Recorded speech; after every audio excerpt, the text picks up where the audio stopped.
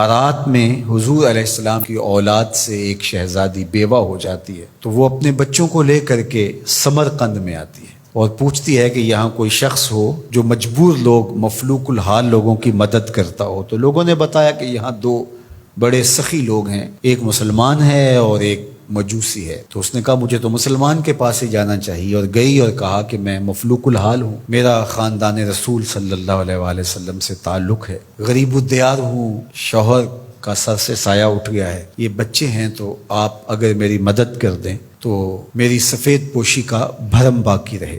تو اس نے کہا کہ بہت سارے لوگ آتے ہیں اور اس طرح کی باتیں کرتے ہیں، تم بتا سکتی ہو کہ تمہارے پاس کیا ثبوت ہے خاندان رسول سے ہونے کا؟ تو اس نے کہا میں مفلوک الحال ہوں، بچوں کو لے کر کے ہرات سے یہاں پہنچی ہوں، تو میں شجرہ تو ساتھ نہیں لیے پھر رہی، بس میری بات پہ اعتبار کر لیا جائے۔ اس نے کہا کہ میں تیری بات پہ اعتبار نہیں کر سکتا۔ خیر وہ وہاں سے اٹھی اور اس مجوسی کے پاس چلی گئی اور اس کو جا کے بتایا کہ مفلوک الحال ہوں، یہ میرے چھوٹے یتیم بچے ہیں، میں رسول کریم صلی اللہ علیہ وآلہ وسلم کی اولاد سے ہوں، تو آپ اگر میری مدد کر دیں۔ تو اس نے انتظام کر دیا ایک چھوٹے سے گھر کا، اور جو ضروریات کی چیزیں تھیں وہ باہم پہنچا دیں۔ یہ بھی سو گیا اور وہ مسلمان تاجر بھی سو گیا۔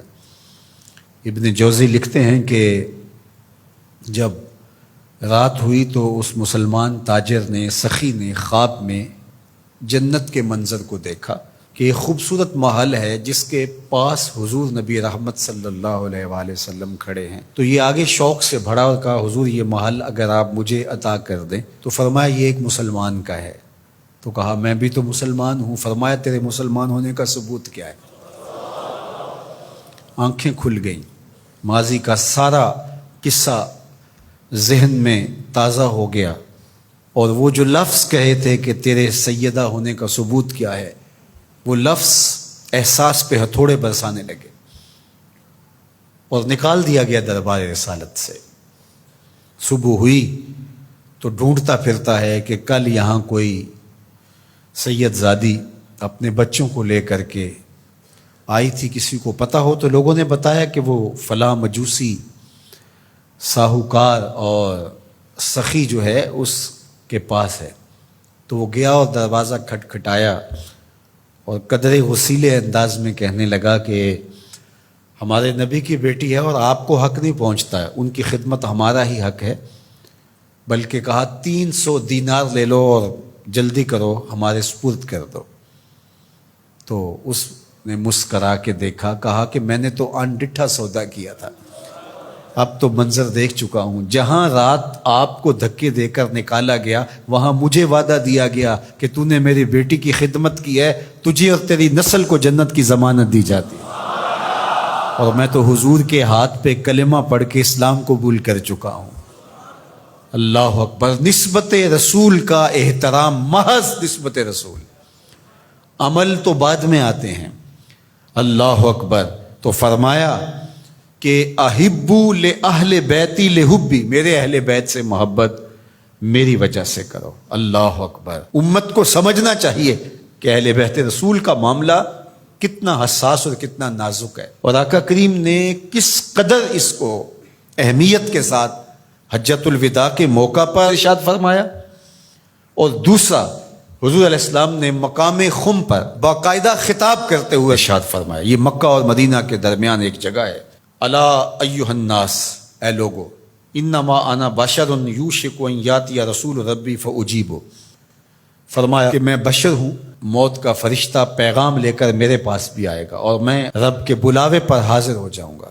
وانا تارک فیکم ثقلین، لیکن تمہیں تنہا اور لاوارث نہیں چھوڑ کے جا رہا، تمہارے اندر دو بھاری چیزیں چھوڑ کے جا رہا ہوں، جس کو میرے حضور بھی بھاری کہیں وہ کتنی بھاری ہوگی۔ اولہما کتاب اللہ، ان میں سے پہلی چیز کتاب اللہ، اللہ کی کتاب، فیہ الہدی والنور فخذوا بکتاب اللہ واستمسکوا بہ، اس میں ہدایت ہے، اس میں روشنی ہے، پس اللہ کی کتاب کو مضبوطی سے پکڑ لو اور اس کے ساتھ تمسک اختیار کر لو، جڑ جاؤ اس کے ساتھ، لپٹ جاؤ، چمٹ جاؤ اس کتاب کے ساتھ، اپنا ربط کبھی بھی قرآن سے ٹوٹنے نہ دینا، قرآن کے ساتھ اپنے تعلق باطن کو کبھی کمزور نہ ہونے دینا، اس کی تلاوت دن کے اجالوں میں رات کی تنہائیوں میں تمہارا معمول حیات رہے۔ فحث علی کتاب اللہ، حضور نے ابھارا لوگوں کو کتاب اللہ کے ساتھ جڑنے کے لیے، وَرَغَّبَ فِيهِ، اور ترغیب دی کہ اس کتاب سے وابستہ رہو، اس کتاب سے جڑو، اس کتاب کو کبھی نہ چھوڑنا۔ ثم قال، پھر ارشاد فرمایا، وَأَهْلُ بَيْتِي، اور میرے اہل بیت، اذکرکم اللہ فی اہل بیتی، اذکرکم اللہ فی اہل بیتی، اذکرکم اللہ فی اہل بیتی، 3 مرتبہ فرمایا، میں تمہیں اپنے اہل بیت کے بارے میں اللہ سے ڈراتا ہوں، تذکیر کرتا ہوں، نصیحت کرتا ہوں کہ میرے اہل بیت کے معاملے میں کوتاہی نہ کرنا۔ 1 بار نہیں کہا، 2 بار نہیں کہا، 3 بار فرمایا۔ نگاہ نبوت کچھ دیکھ رہی تھی کہ لوگ کربلا کے اندر شہزادگان رسول کو شہید کرنے کے درپے ہوں گے، اور اہل بیت نبوت کی عظمتیں لوگوں کو ہضم نہیں ہو پائیں گی، تو حضور نے 1 بار نہیں، 2 بار نہیں، 3 بار فرمایا کہ میرے اہل بیت کے معاملے کے اندر ان کی حساسیت اتنی ہے کہ کوتاہی کا ارتکاب نہ کرنا۔ اہل بیت نبوت کا معاملہ بہت حساس ہے، بہت ہی حساس ہے۔ یزید پلیت نے اہل بیت کے ساتھ ٹکر لے کے اپنی عاقبت بھی برباد کر لی، اور اپنی دنیا بھی برباد کر لی، اور اپنی نسلوں کو بھی بدبودار بنا لیا اس نے۔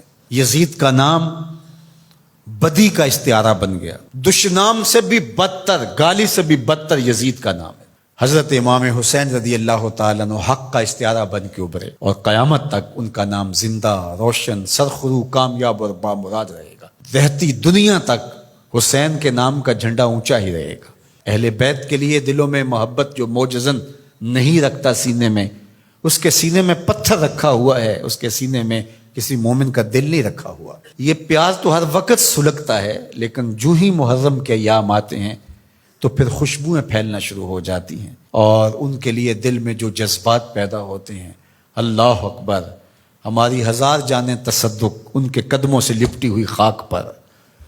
دین کے جھنڈے کو جس طرح انہوں نے اونچا رکھا، سرخرو اور سر بلند کیا، قیامت تک یہ امت خراج پیش کرتی رہے گی، اور محبتوں کے نذرانے ان کی چوکھٹ پہ پیش کرتی رہے گی۔